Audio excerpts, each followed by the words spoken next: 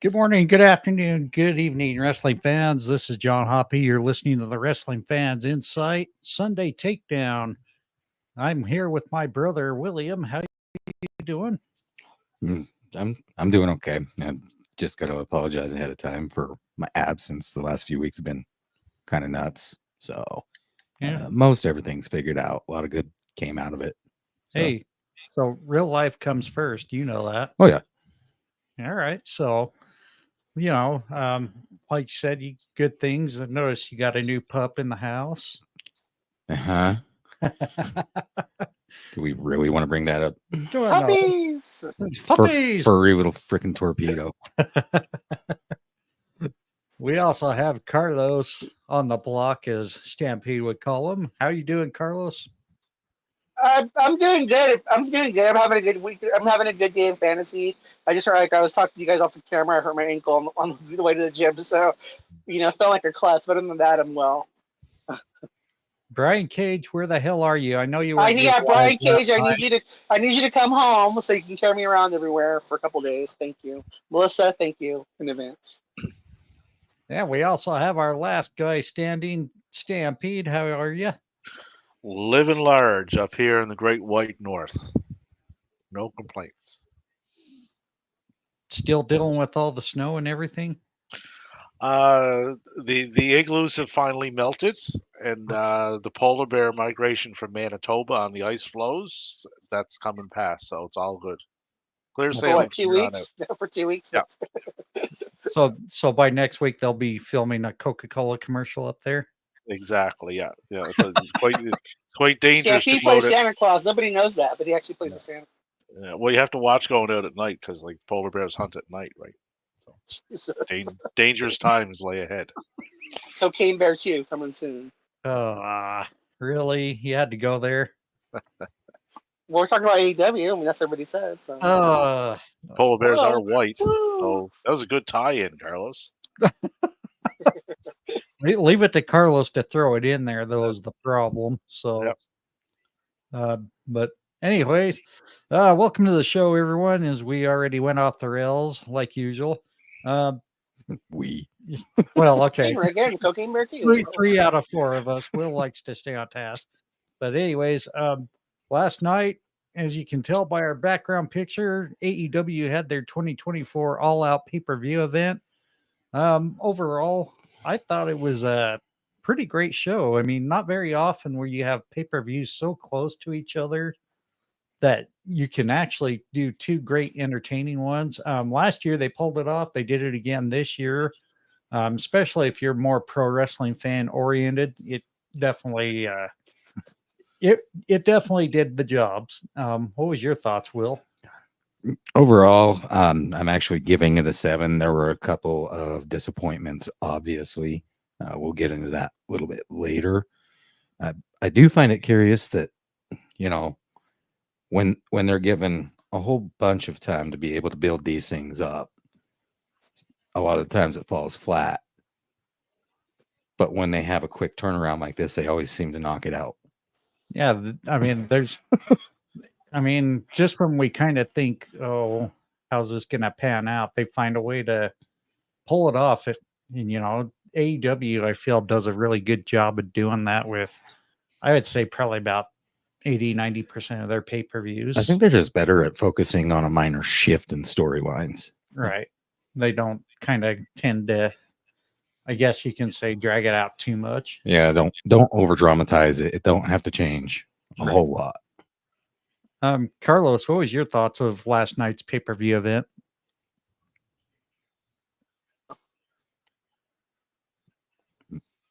Okay, maybe. Yeah, now we can. I keep losing you in and out. Like I said before off the air, I feel like this was like it's not a bad thing, but I feel like this was like a WWE PLE, and then since that it was like the matches were safe. There was the matches that had the matches that were built before the hand, like so they had the stories coming in even to All In. I feel like they knocked it out of the park. The matches that were just kind of built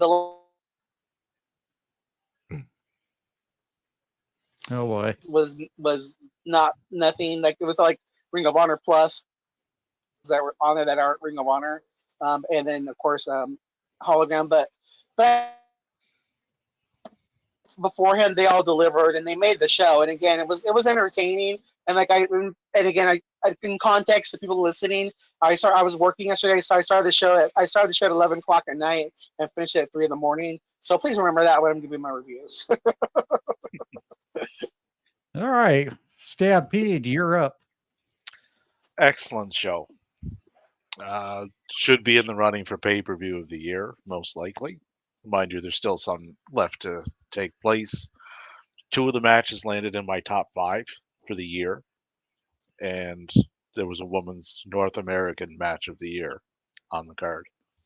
So only one real complaint with one of the matches, but we will get to that as to which one that was. I wonder who that was, but He's not. There's no Chris Jericho on the show. Yes, we should have a moment of silence for the lack of Chris Irvine. The learning tree. Yes. Yeah, yeah, he's got kids to feed, damn it. we didn't even get a hi guys or anything. I'm a little disappointed, but no. Now that we kind of got the little bit part of out of the way, why don't we go ahead and start breaking down the match by match? We'll start with the 0 hour, the opening contest. Tag team match, the Acclaim defeating the Iron Savages. Why don't we start with Carlos on this one? I mean, so here's the thing I'm gonna say about this is like I love all these people that were literally all these people that were on the pre on the 0 hour are acts that I like, but they're not acts that I feel are a priority to watch on a PL because they're not presented in a way besides the Acclaim like where they're presented as a priority. So that was my problem with the booking of the 0 hour. But I mean, I don't understand why Max Caster didn't rap when the Iron Savages are coming out and.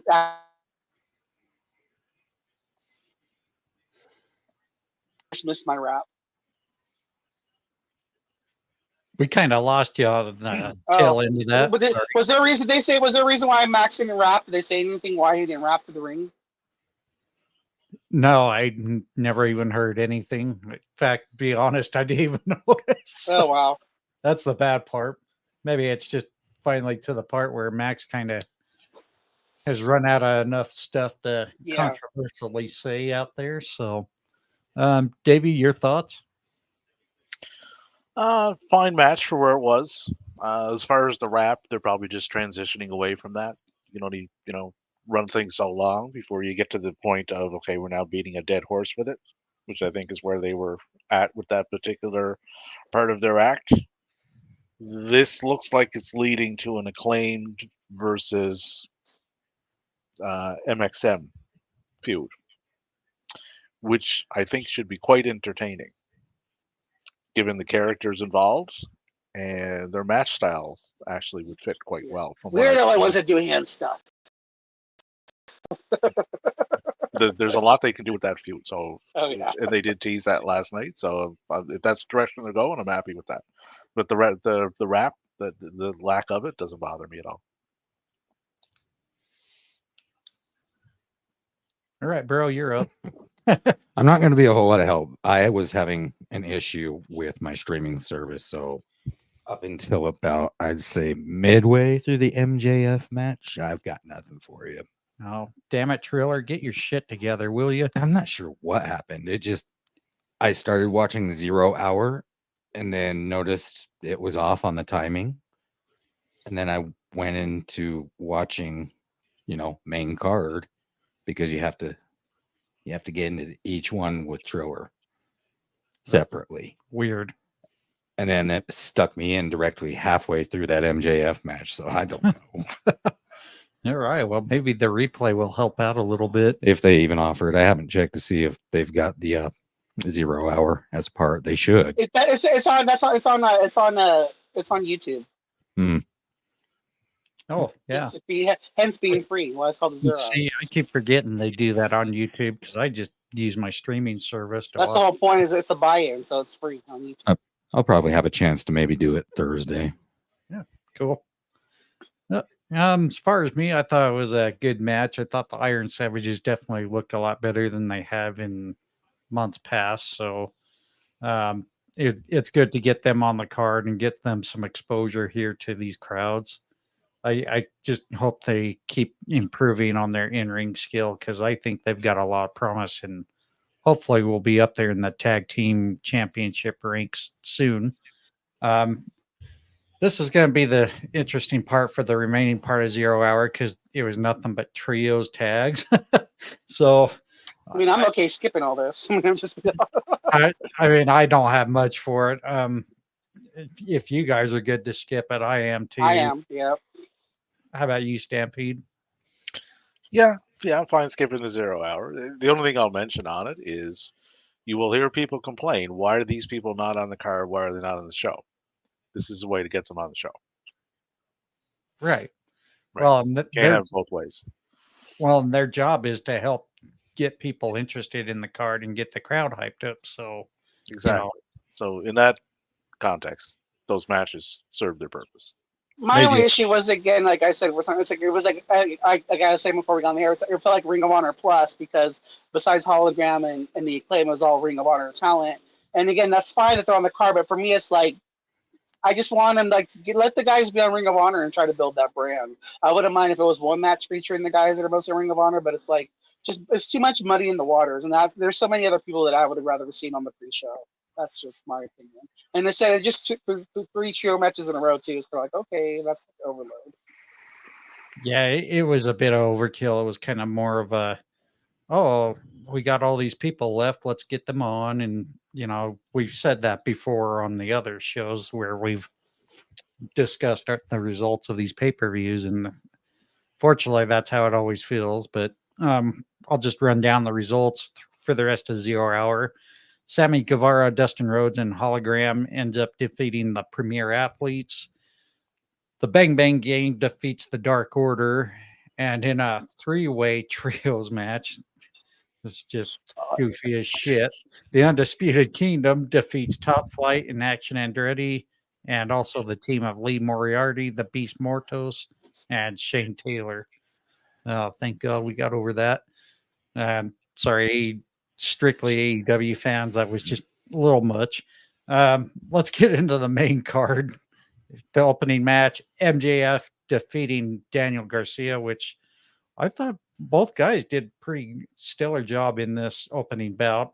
William, why don't we start off with you? Yeah, no, I'm with you on that. This was a killer match. Both of them performed extremely well together.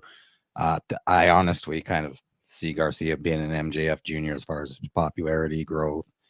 He's really gotten better on the mic as well with his promos, everything.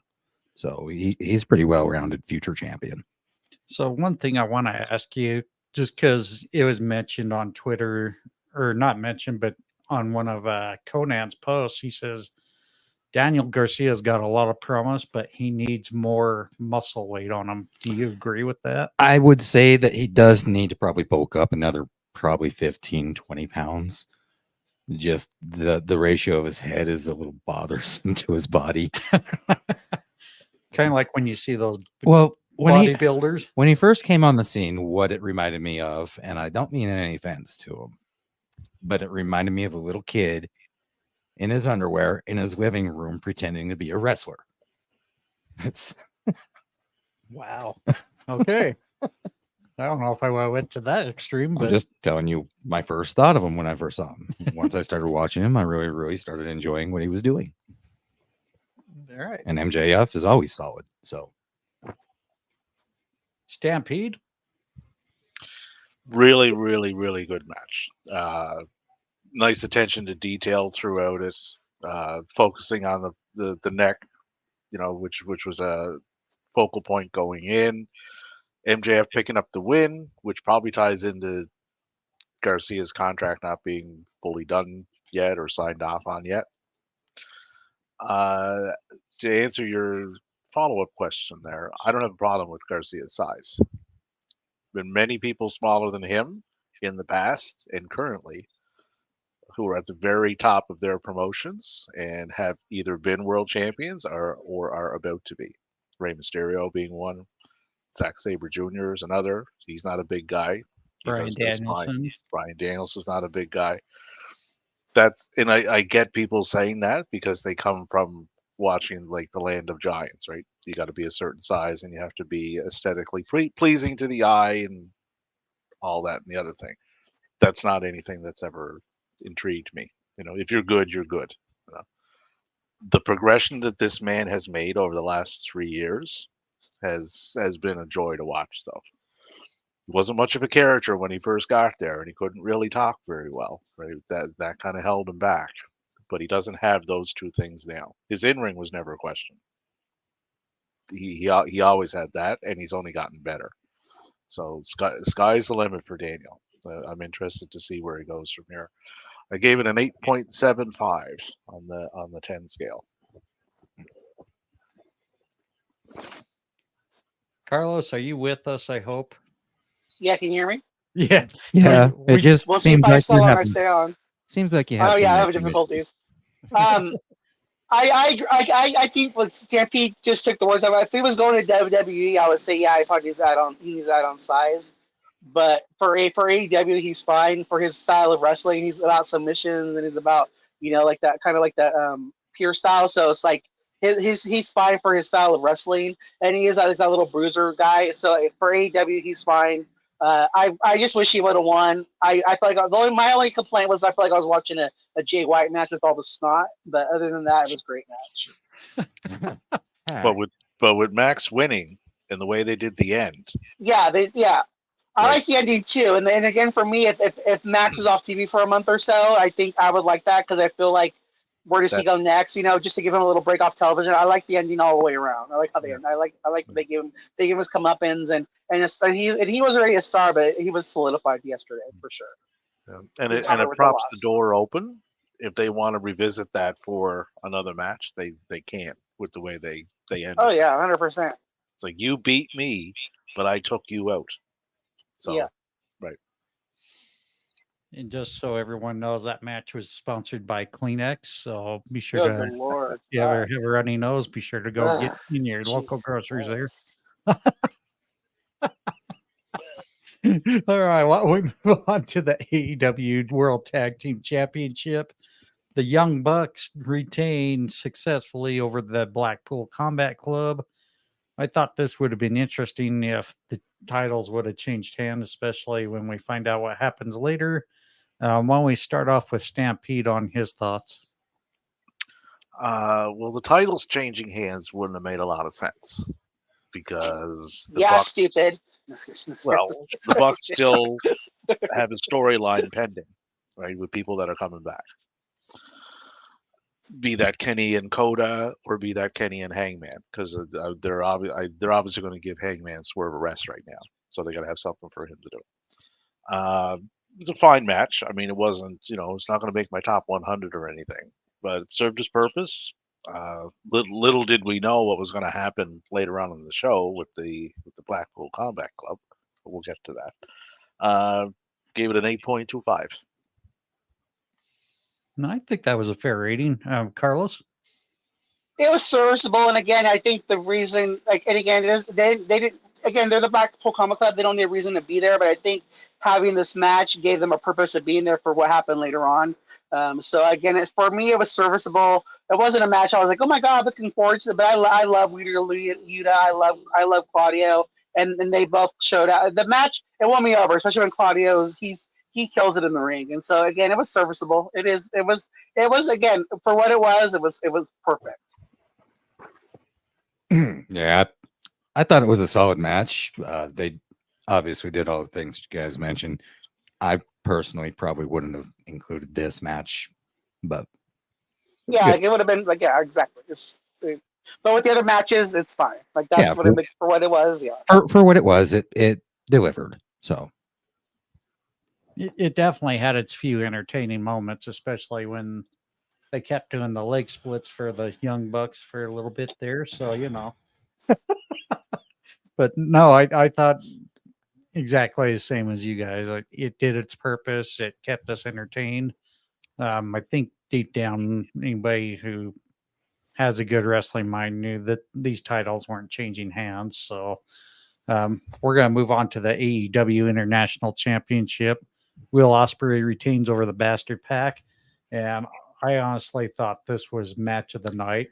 out of all of them. Why don't we start with you, William? So this was such an intensely wonderful match, and these two have faced each other before. They were great the first time. This is my new number one for the year. Wow. I honestly feel like that outperformed my previous, which was MJF versus Ospreay. Okay. Fair point. Stampede, how's Will's ranking rank up there with you? This was a 10. Like, I couldn't find anything wrong with anything that these two men did in the ring, start to finish. Just phenomenal performance, like, from both of them. Pretty close on how I got it ranked. I have it at number 2 right now for the year.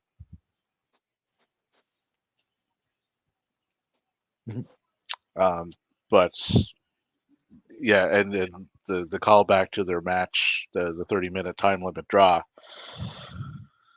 and even the ending, like throughout the match with Ricochet watching, so that like they blended that in too, like without really having to do much with it. So that's something to watch. Like, is Ricochet going to go after Will as a face, as a friendly matchup, or is he going to have those matches that Will mentioned and eventually turn? But the match itself, like I said, I can't find anything wrong with it. Like, even if I looked, I still couldn't find anything.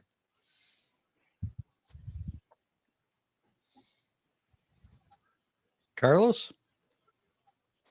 I expect this match to be a 10, and it delivered. I mean, for like, again, I think the next match was my match of the night, just because, like, I'll get into it more. But our friend Pro Wrestling Bits had asked this, I don't know which match I liked more. Was it this or the women's? And I said the women's, and I'll give my reasons why.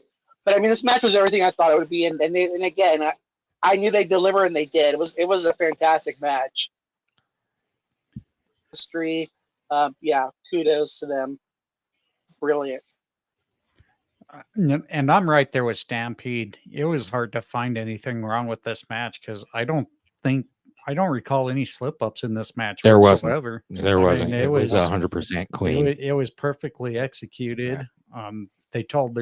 They continued their, in a way, story from the first time they wrestled each other for the AEW back then, when it was known as the All Atlantic Championship. So yeah, I mean, you just couldn't find anything wrong, period. It was a good showing by both men. I think Pac definitely shined really well with Will Ospreay there. So hopefully we'll continue to see Pac keep having that momentum and not have to go off screen anytime soon. The only thing I would just really... You there? Oh, I don't think because the only big miss for me for this whole show is why Ricochet wasn't on. He was on. So she'd be in Chicago. I mean, wrestling out in front of the crowd. Knock it off. Jeez, details, schmeetails. Anyways, Street fight. Yeah, let's go on. Out of you. Let's go on. To say, like, they literally set up. It's like, okay, this is where Will's going next, and we get to see Ricochet's progression to get there. So who's he going to go through to get there? I'm fine with that. That's, Because again, I feel like he should have been wrestling on the show. But I love the promo with Ospreay. Like he said it perfectly. Like, you need to go to Tony Khan and get some wins. Everything about that I love. Yeah. It's like, if you want this, go win some of those, and we'll talk. Right? Exactly. That's how it should be done. That's, if you want a shot at this, show me why you deserve one. Well, now Ricochet is going to go out and show him why. And if we're getting a heel Ricochet, we haven't seen that in a long time. So if these progressions of matches gets him there and gets a harder edge to him, I'm fine with that, because I've been itching for that for his whole run at WWE. Same. Yep. All right, let's move on to Carlos's match of the night, the Chicago Street Fight. Chris Statlander finally gets the victory over Willow Nightingale, and I only say finally because I predicted the last time that Chris was going to win. I think the time before that, and neither one happened. But it's all yours, Carlos. So again, like, let's be honest, like these, like Chris Statlander or Willow Nightingale, they don't get on the show all the time. So again, like when you're looking at a talent who is being given an opportunity and they're being given a spotlight, they're being given a storyline, they're being given an opportunity that they don't. Like, why this is my match of the night. And for me, like I've been saying this, and I'm going to say it again. AEW needs to have a women's hardcore title, because every time they do a women's hardcore match, the match shines. The fans are into it. It gets over. Like, I love this match. Again, kudos to these women for they were given a main card showing. They were given a time to build this card, and they took the brass ring and they grabbed it and they fucking took it off and made a necklace out of it. Kudos to them. Great match. All right, Stampede. These two women had the impossible task of following Will Ospreay and Pac. There's not many that have pulled stuff like that off in the past successfully. They did. Like, all the stars to them. I gave this an 8.75. It's my women's match of the year in North America. Just incredible. Like, they excel in these type of matches, right? Just incredible stuff all around. Like, right up to the ending with Stat using the chain to get her to tap. Moved Stat up. It moved Willow up my rankings. She's number 3 now. Got Statlander in my top 10. Like, and that's from the work that they've done. And even leading up to this, like just really, really well done stuff all around. Hats off to them. And I love the little nod that like Willow gave to Static. You guys kind of like take it home, like put the cherry on top of this. Like when she choked her out, you can see Willow kind of like nodding to her, like do it, like let's take it home. That was just, again, kudos, and bravo. Yeah, and strapping themselves together with the chain. Oh yeah. That came out of nowhere. This, they essentially turned it into not quite a dog collar, but essentially close to it, right? Yeah. It's just really, really well done.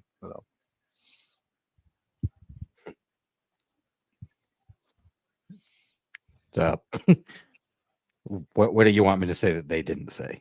Well, I don't know. No, they did a great job. They always do. I like the two. Obviously, I like Chris Statlander a little bit more. She's been my favorite for ever since AEW burst onto the scene. Thumbtacks in some really sensitive areas there.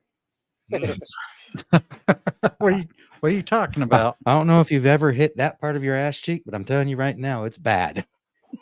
Oh, I think there was a lot more than the ass cheek on that one, buddy. Anywho, no, they delivered. They killed it. I did expect Statlander to win this one just because of the previous 2-3 matches. So they killed it. They did. Like Stampede mentioned, they had a hard task to follow up behind Pac and Ospreay, and they somehow pulled it off. They kept the crowd in it. It got its big moments. Just watching the way these two ladies went at it, they just continue to keep killing it time after time after time. But I almost think now maybe it's time they need to kind of move away from each other and find something fresh here before I have a question for go ahead and finish your thought, son. So go ahead, Carlos. How would you guys feel about a heel Statlander going after a heel Mariah or heel Mercedes? I think I'd rather see her go after Mariah, and I think I'd actually be okay with it. But as a heel, we lost you, Carlos. That's what I was saying. I want to see that payoff where we see her get a title match, but just have it be heel versus heel. I would totally be into it. Yeah, I'm 100% okay with it. Yeah. Yeah, I would have no problem with that because of the way AEW runs heels and faces. Right. They're not as, you are 100% a face, right? That's not how they operate. So in that context, it would work. it would work with Mercedes too, but I would rather see I would rather see Mariah instead. I think that's a better Yeah, I match. think that'd be a good 100%. All right, let's move on to the AEW Continental Championship 4-way match. Okada successfully retains over bitch, Orange Cassidy, Mark Briscoe, and Konosuke Takeshita. Good job, Simon. I mean, Yeah. So go ahead, Will. Okay. It's super entertaining match. That's, I think, what I liked most about this. Just the way that Cassidy and Briscoe work together, but then we also got to see Okada and Takeshita go face to face, which everybody's kind of been waiting for once they both arrived into AEW. We've been waiting to see that. And the right person won. Obviously, he's going to shoot higher up the ladder. So, well, I just don't see a sense taking championships off anybody in the elite or the EVP. no, that's going to turn into a grander show when all that breaks apart. Stampede? Did everything the match was supposed to have done. Right? It was entertaining. The right person went over in Okada because there's a bigger story to tell there, which is going to unfold over the next few months. It was the visual, right? And they made it a point because they zeroed right in on it of Takeshita and Okada face to face alone in that ring. Because you'll notice right before that, everybody dipped out of the ring. Orange Cassidy dipped out onto the ropes on one side, and Briscoe was out on the other. Right? But that was the purpose of this match. It's like, here's a preview of what you're going to be getting in the next several months, right? Which is likely your two winners of Block A, Block B, and the C1, and that's your match at World's End. Okada, Takeshita for that title. So this was the start of it. 8.25 it got from me as far as the match goes. Carlos? I love Hiro Okada. This match did everything. It was like Stampede said. This match was everything it was supposed to be. The thing for me is the Rainmaker in AEW is not working for me as a finishing maneuver. When I'm seeing a matchup where everybody is like where they're killing each other with final moves and they're having to literally hit their opponent with three like kick ass finishers to beat them, and then Okada comes in and wins with the clothesline. It doesn't work for me, brother.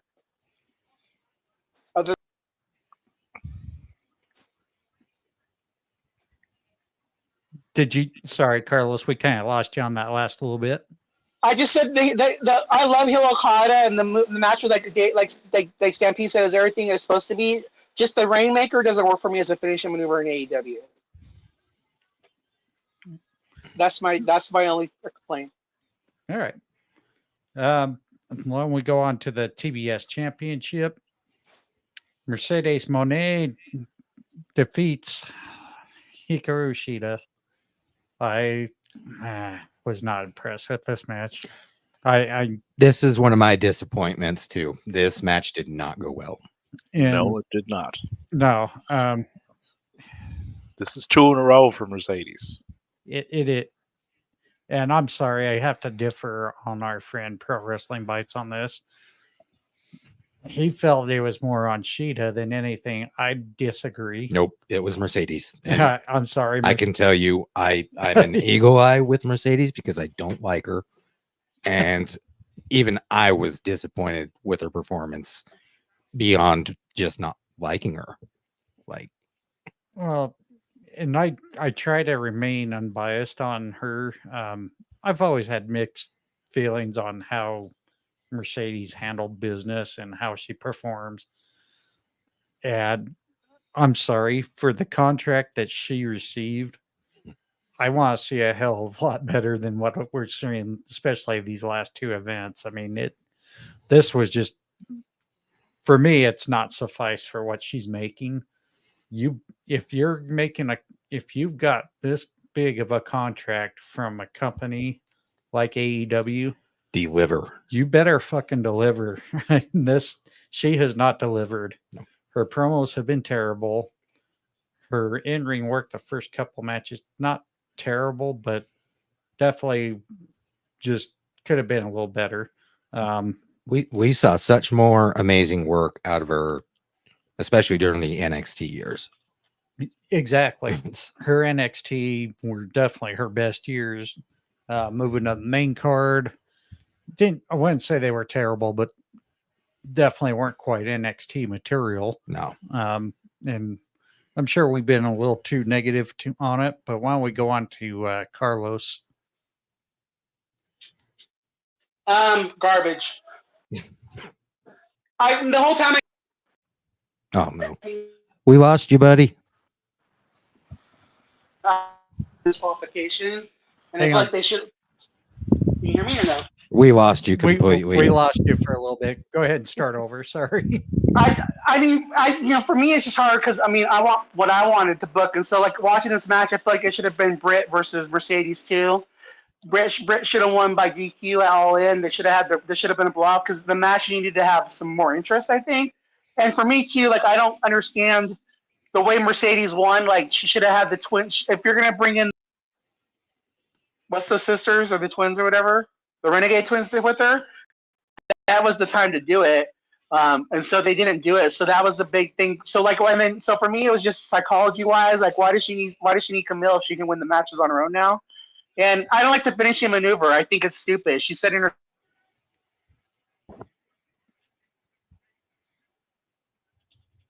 it just to me, yeah, the match was just it's she's not stepping up for what you guys all covered it what you said. For what she's making, she's dropping the ball. And you've heard anybody who listens to Eric Bischoff on 83 Weeks. Sorry, Stampede, I know you're not a fan of his, but I'm not a fan of him only because he's a fucking idiot. Other than that, I have no problem. well, I'm not going to call him a fucking idiot because I can seriously say he's the only one that's really ever kind of challenged the Empire a little bit. But I have to say, right, I kind of have the same views going. He's in my top 5. not the top 5 you would think. Yeah, worst, I'm sure. Worst bookers that I've ever seen. My question that I asked earlier. Anyways, no, the thing, I'm just right there with Eric Bischoff on as far as Mercedes' performance. It just hasn't been there. But outside the Eric Bischoff stuff, Stampede, give us your thoughts. What I'm finding with Mercedes is it's like a tale of two people, right? There's what we're seeing in AEW and what we've seen when she wrestles not in AEW, like the match with Watanabe, that she had a capital collision. Outside of her wig, that match went quite well. It flowed well. The whole thing was good. But the matches that she's having in AEW, it's almost like, I don't know, she's trying to, I don't know, show off is the right word, but they just don't flow as well, right? There's a disconnect. Like that match last night was very disjointed, like in a lot of areas. It did have a couple of good spots in it, but it was really clunky in others. That finishing maneuver gotta go. It doesn't work. Yeah. It takes too long to set up. There's too many moving parts to it, and it just doesn't look good, and it doesn't look effective, right? Like last night, there's no way that move should have taken Sheeta out. Zero chance it should have from the way she landed. She just landed on her side. Like if that takes you out and gets you a 3 count, I'm sorry, that's just not believable, right? To me, anyway. So they gotta get her pointed in the way she's running matches outside of AEW, like what she was doing in Stardom and what she did over there, and the one that she did in Capital Collision. If they can get that Mercedes in AEW matches, things will work better if they do that. But they do got to fix some things with her because not everything is clicking as well as some people make them out to be. So I gave it a 7, and that's being generous. I think that's way too generous.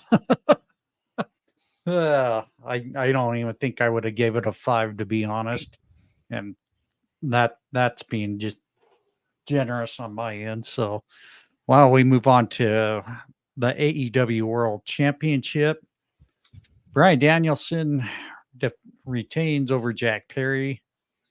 Again, another match that pretty much did the job.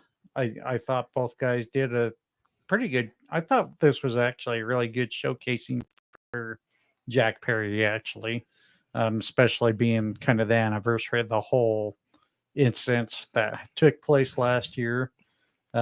Crowd definitely making sure they still hear Jack Perry on that, but I really loved it when he was starting to do the yes, but with the middle fingers. He was pretty much playing to the crowd as he should. So why don't we start with Carlos on his thoughts with this championship match? So, do we want to talk about what happened afterwards, after we give our freeze, or Yeah, Yeah, after. yeah. Let's save it for Yeah. a little So, bit after. the one thing I wish they would have done is I wish that he wouldn't have wrestled on Friday. I wish they would have just saved him coming out to that crowd for yesterday. I felt like it was kind of like him coming off the Bucks kind of was on a mute point. Like, I don't think it got the heat that they wanted.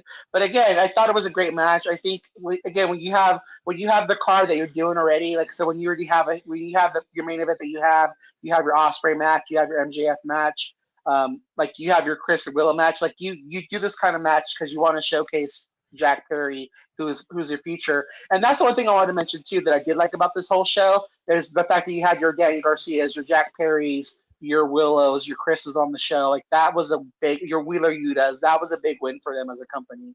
But yeah, it is like you just said, serviceable. It was what it was, and we'll get into the rest after we talk about that. But again, it was a fine match. Stampede. Yeah, I agree. The match did its purpose and then some. Like the narrative that Jack Perry can't wrestle, right? Yeah, Has to be put to bed because he showed last night that he can very well do that. He was in there hanging with the best, the best in the world essentially, right? I've never seen anyone take that Busaiku knee quite like Jack. Like he sold that. He almost sold it out of the ring, right? Like that was he took that amazing. Um, and to echo Carlos's point there, like you said, Danny Garcia, young guy in his 20s, right? Jack Perry, young guy in his 20s. Wheeler Utah, another guy, right? These all prominently featured throughout this show. So it just goes to prove you don't have to have the same people on your pay-per-views month after month after month. This show proves that. You know, Takeshita's another guy in his 20s. Yes, right? that's what I want to see. Yep, sprinkle them in between those big matches. Exactly. Yeah, That's how you do that's it. how MJF is only in his 20s. So I Yep. mean, there's another guy, right? But yeah, I gave it an 8.5 on that one. It was very, very well done, and that's not even counting the extracurricular activities that went on after the match. All right, William. You guys pretty much covered it. Excellent match. The best I can say is that this is my favorite showing of Jack Perry so far. He's just, to your guys' point, another young one that's going places. So why don't we go ahead and get into the after part of the match? Oh. Yeah. This is the fun one. I'm sure everybody has been waiting for every wrestling fan to hear about. We see Kill Switch come down to try to get a setup going for Christian to try to cash in for his world championship opportunity. Luckily, Brian had some support from his fellow BCC buddies, but after they chased off the patriarchy, we see a little bit of a celebration, but then a quick turn is Pac kind of tries to occupy Wheeler Yuta, and we see Claudio give Bryan Danielson the European uppercut, and then with the shock reaction of Bryan Danielson, we see Jon Moxley suffocate him with a plastic bag. And this is kind of like an old scene from back in the NWA days when Terry Funk, I think, did this to Ric Flair. Ric Flair, yeah, He did. when he was the judge for his match with Ricky Steamboat, right? Right. And, this was just all sorts of chaos. And people who didn't watch Jim Crockett Promotions or WCW, NWA back in the day, this is not the first time something like this has been done. And I know at times before Eddie Kingston, which was mentioned many times over social media, was wanting to do this similar angle and was denied. And so who knows what's going to happen when Eddie comes back. But why don't we start with your thoughts on this, Carlos? Oh man, I mean, I love that whole Combat Club, and I love that they're going to be heels. I mean, I think there's a lot. The thing with Moxley, and again, there's so many ways they could take this, and that's why I'm loving after this. As a fan, I'm excited to see where it goes because I'm like, I think I would love to see him just go with the fact that we're getting to see Rice Seal, we're getting this, but we've been resting on our laurels, and it's time to get back to what made us AEW, and that's being edgier, like just being like just. I feel like that's where Moxley's going to take this. Maybe is like we're too much rested on our laurels, and we need to just get back to being, for the sickos and being more of like hard, just being more of like just going more of being not being afraid to take a stance, and you got too soft, Danielson, and you forgot your edge, and I think that's what it's kind of going towards. Like we're losing our edge. We need to just go back to being what made us great, and I just think it made sense. I think with Danielson being part time now, going to part time eventually, like he needs to be that baby face, and I think was a move in the right direction. I think Wheeler Yuta eventually goes to being the heel. I think he'll be conflicted at first, but I think he eventually goes to the dark side and goes with them. But again, I like everything about this. It's given Pac a direction. I just think it's like your more colder version of the Black Combat Club, and I'm here for it. And I just thought it was well done. Wheeler had to be sad, like he wanted to help his friend and idol. But even like this, going back to Garcia, they could put Garcia with Danielson. Now there's so many different ways they could take this, and it has me intrigued. So again, good job to them for that. Molly, get your thoughts there, Stampede. Very well done. One thing that I took notice of on this here was when Moxley had Danielson on the mat with the bag over his head, was the look on Moxley's face. Like he disgusts me. Yeah. He wasn't mad, wasn't happy. He was just apathetic. It's like, right. Like there wasn't anything one way or the other. It's like, this just has to be done. Yep. Right. That's cold. Right. It is like that's cold. Oh, yeah. I'm not doing this because I hate you. That's what makes him him. Like he's getting back to being Mox, Like. Yeah. And now we got Claudio. I don't think Yuta goes with him. I think Yuta sides with Danielson, and this is going to be another vehicle to elevate Yuta again. The wild card in all this is what's going to happen at Grand Slam, because Moxley has been wanting to talk to a gentleman that has a match with Bryan Danielson at Grand Slam, which is Darby Allin. So how does Darby fit into all this? We haven't figured that out. That hasn't been revealed yet. Right? And we know that there's been talk of putting that particular title on Darby. So is Grand Slam the time they pull the trigger on that? Wait and see. But I'm very intrigued where this is all going. Right? And the addition of Marina Shafir into this, she has played that role that they've put her in perfectly so far. She hasn't said a word. She hasn't said a word. She doesn't have to, right? Everybody knows what she's capable of with her actual combat history, right? She just can, beats people up, right? It's how somebody else should have been portrayed, but wasn't, right? This is silent and deadly. That's Marina. So she fits in with this perfectly, right? And so does Pac. Yep. Like Pac has always worked better as a heel, right? He's definitely in a heel faction now. So I'm very, very intrigued with how this is going forward.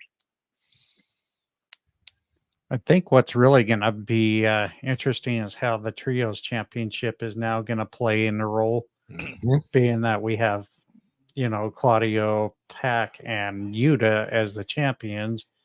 Yuta very conflicted with what the hell was all going on. Yeah, that pretty much muddied it right up. And if everybody was paying attention, they didn't bother hurting Yuta. They just held him back. Yeah, They like were you still need, protective of him, but didn't include him in on it. right. Yeah. It's kind of like trying to show your child tough love, and trying to teach them a lesson. And I think it's going to be interesting to see how this storyline progresses, what path they're going to have you to go with. So Yeah, because that's very because if you remember back, it was that match with Moxley on Rampage where Yuta bled buckets. Remember that one? Oh yeah, That's the one that got Yuta under Moxley's wing. So yeah, he's essentially like the North American Shota Umino, yeah. right? It'll be like I said. There's lots of ways it can go. Yeah. Yeah. I think the thing with Darby is I think it's like I think it's gonna be like you have that dog in you to get the job done. Do you want this that bad? I think that's what they're going towards. Like do you have that dog in you to go and get this title and be the man, or do you not want to be the man? We'll And if you find don't out want when. it, then if you don't, then I'm going to teach you some more lessons. Like it's back in school, the hard knocks. We'll find out Wednesday. Yep, or exactly. very shortly. Again, anyway, it's intriguing. It's intriguing. I'm liking it. because Grand Slam is when. It's not Shane McMahon, people. This is not Shane McMahon. I think we need to give up on that. Yeah. And, Yeah. but anyhow, while we go into the last match of the night, the main event, this was definitely another interesting ending. But why don't we just go ahead and get through it? Lights out cage match, not sanctioned by AEW. It was pretty much an anything goes match. I guess you can say almost fight to the death the way it was going. Hangman Adam Page finally gets a victory over Swerve Strickland. Overall, I thought the match was awesome until we hit that very last bit of the ending, which did not do it for me. I'm just not we'll go ahead and just get to the dirty details of it. Anytime when it comes to using something like a needle, I think you're kind of really hitting more than the fine edge. You're going to get a woke fan base going, and I think that kind of even made some of the AEW fans a little unedgy. Was it sanitized? Like, was it in packaging when they used it? That's my question. No, it was not. Oh God. So for me, being an ex-addict, this hit wrong for me. All three of us are in recovery, so yeah, this is not good. Yeah. It did not play out well. It was a great match until the last 3 minutes, which turned it into a big fat thumper. It's the match otherwise was great, but the other thing I'm sure you're going to bring up is that steel shot. Yeah, that we've gotten away from doing the headshots with the steel chair, and it's a touchy subject because of CTE and everything. I just think they could have went a different way of I think they should have definitely, but again, it is what it is. We can't do much about it now. So why don't we go to Stampede's thoughts on it? I'll work my way backwards on this one. The needle portion of it, that was not necessary. If they wanted to do something with Swerve's mouth after they took the grill out, there's lots of ways they could have done that without resorting to that. They could have fish hooked him or whatever, right? The needle portion of that match was not necessary. The chair shot, that was gimmicked to fuck, obviously, right? So it was more of a visual than anything. Beyond that, the match did exactly as it was intended. Right, with the history that these two men have over the last year and the things that they have already done to each other over the course of the last year, this match more than served its purpose. Like everybody knew it was going to be brutal. Everybody knew there was going to be blood. Everybody knew they were going to do callbacks, which they did with the stapler and the cinder block, and they used the cage very well. even before the match started, they used the cage extremely well because they started fighting before the match, before the cage was lowered, and it enabled them to put stuff into the ring that they were going to use without having somebody interfere during the match throwing stuff in. They just left it at those two guys. They were the sole focus on that match, which is how it should have been. So I gave it 9.75 is what I gave it. The only reason I didn't get a 10 was because of the needle portion. And rightfully so. Stephen Chambers, who's listening live on our YouTube. Thank you, Stephen. He's definitely agreeing with us. There was just no need for the needle. And again, on the chair shot, yeah, we all have different opinions on that. Regardless, I mean, I just think there could have been some different ways to do it. But why don't we go to you, Carlos, and get your thoughts? Like, so again, I want us to say, and you know, in full disclosure, I started watching this match at 2:30 in the morning last night after work.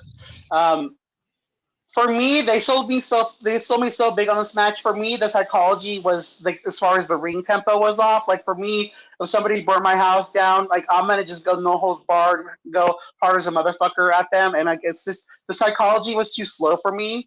And that's just my personal opinion. Like I just feel like Swerve should have been going after him more quicker instead of like it was just. I've seen the stapler thing already. It's been overdone with those guys as far as my opinion. Like. I just for me the psychology of the match just didn't make sense. Like again, if somebody burned my house down, I would have been going a lot faster pace. Like just I'm gonna beat your ass down. But you got to remember though, right? Like this was a 31-minute match, yeah, and it was not an easy match. Like a lot of those spots that they did, they would need time to recover from them. yeah. Like So and again, I respect your. Yeah, like it's not a go. Like it's not a Pac Osprey. Like, there's no way they could go even close to approaching that kind of pace in this style of match. And I wasn't looking for a pace like a fast pace like that, but to me, like I would have like I should have just been beating your ass down like with my fist kind of thing. Like again, and that's just my opinion, and it is, and you're not, and it is what it is. But at the same time, like I guess as a comparable, if you remember it, if you look back to the Briscoes and FDR, the one they had, right? yeah, but that wasn't. But those guys, one of those guys didn't burn the other guy's house down. That was just a, like we want respect kind of match. Again, I respect your opinion. Again, like I said, it was me at 2:30 in the morning, so I'll probably go watch the match again. But again, the needle thing wasn't necessary, and in a time of cancel culture, that.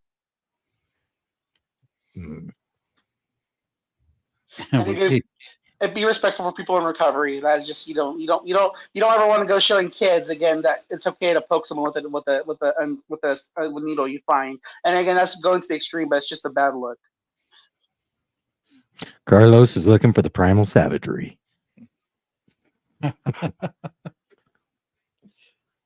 think we keep losing Carlos in and out, so we do it's that. Fine. Just move on. Just move on. Just don't go showing kids that's okay to poke somebody with the needle you find. Like that's just a bad look. No, I agree with that. No, totally agree with that. I think that's why it hit a nerve with me a little bit. Just kind of. You got to be smarter than that, especially in cancel culture. Like you don't need that. It added nothing to the match. Well, it doesn't take much to rile up a crowd these days. No, exactly. I mean, we've seen it, and it's it's not fun. So, yeah. But why don't we go ahead and kind of get into some of our final thoughts overall with the card? Will, let's start with your final thoughts for the pay-per-view overall. Overall, a couple of things to consider. One, back-to-back pace on PLEs kind of enhances it for me with the performance. Oh, Jesus, Carlos, eat shit. It just enhances how well it actually performed overall for me. So, Stampede. Yeah, just outside of one match. I mean, just a great show all around. Great pacing to it. Like it flowed really well. There was no downtime. Every match, like I said, outside of the Mercedes match, every one of them delivered. And at a top tier, they delivered. Like consistently. I said I gave it a 9 out of 10. It's either at my pay-per-view of the year or damn close to it. So, and then off to Grand Slam and Wrestle Dream. So, like, you know, the train don't stop, right? Hey, Carlos. Like I said, it is like I said, for what it was good. Like the matches that were built with storylines all delivered. But at the end of the day, I'm just glad to see people like Wheeler Yuta, like I said before, seeing the younger guys get on the card. Again, that's what you want to do when you have back-to-back events, is getting some guys on the show that maybe don't get to be on there all the time. Again, I liked it. It was well done. I wouldn't rate it as high stampede. All right. I'm going to end it there. I thought, again, you know, back-to-back pay-per-views usually hard to do with a 2-week turnaround. But AEW, again, pulls off another good pay-per-view. Definitely a very entertaining one if you're more pro wrestling based than sports entertainment based. Why don't we just go ahead and wrap it up toward the end, give some shout outs here. William, I know you never have shout outs, but Carlos? Again, just a shout out to all the people that support us on X. Again, shout out to our little groups. Again, Simon, Wes, Leonardo, and everyone else. You know, Teddy, those guys who support us on a regular basis, coming to our chats. Thank you guys. Again, just pro wrestling bites. Thank you. Anyone who supports us, just thank you guys. That's all. Stampede, do you have any shout outs? Same one as Carlos. Pro Wrestling Bites, really solid account. If you're not following them already, do that. All the guys and gals that, you know, come into our spaces 2, 3, sometimes 4 times a week. You know, you're the backbone of what we do. You know, without you guys, there is no us, right? So, yeah. All right. I want to throw a couple of shout outs to my favorite podcast friends because they're always giving us a shout out on their show. Jim over at Fan in the Van, and they also do Steel and Teal Talk with Garrett. Also, Visit Vegas Places with Coyle. He does a really awesome job if you ever intend to go travel down there in Las Vegas, Nevada. He does a fantastic job interviewing all the local businesses and other awesome events that are happening down there. Also want to say thank you to Aaron over Brutally Honest Sports. He does a really fantastic job now that the football season's starting to get more into the play. And want to say thank you to the Sage Up Network for all your support. We are a part of the Sage Up Network on the X platform. Thank you to each and every one of you that gives us that like and retweet, as well as those in Royce's community there. Time Sports Fix. Yes. He does a very awesome, usually about 7-8 hour show every Friday night. So if you're able to Insomniac, if you're able to tune in on Friday nights, you know, even just for 30 minutes to an hour, give him some support.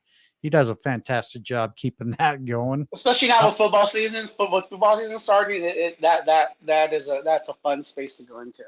Exactly. I also want to give a shout out to a couple of newbies out there for me, as I've been trying to learn some more stuff out there in the social media platform. Brock Pearson, go follow him, even subscribe to him. He'll show you some other ways around X, and I'm not sure if he's associated or the same person, but not Brock Pearson. Be sure to go check out his Not a Space Spaces every day.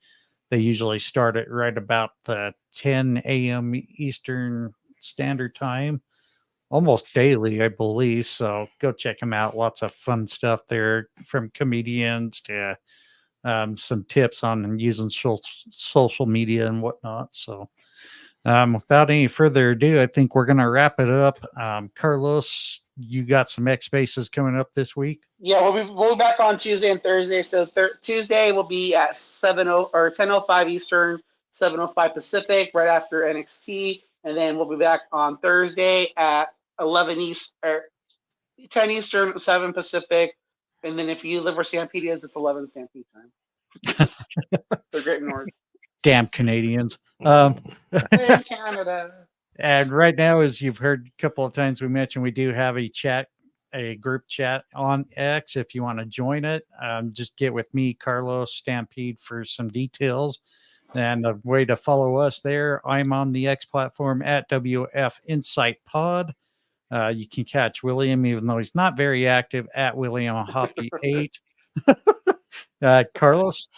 At CFidel77, and then at Conquer the No, and then on Instagram at Rainbow Goodness _. And also check out our buddy who does Tap Out Talk on YouTube, Brian the Hype Ballard. You can check him out at the Brian Adkins. Stampede. At DAVIDROBER 7174 over on the Twitter or the On X. On the Twitter. I have to agree with him. The Twitter. Okay. Yes. And also, I forgot to shout out Ted the Hillbilly Hill, who does Ted's Takes on wrestling. Don't make mistakes. Trust Ted Takes. Go check out his YouTube channel as he does a bunch of awesome shorts. And without any further ado, we're going to call it good. Hope you all have a good week here. Again, check us out on the X app, on the X space. Well, check Carlos and Stampede out because they do it on the days I'm not available. And we're going to get out of here. Have a fun time, Go watch everyone. some football. Yep. Later, guys.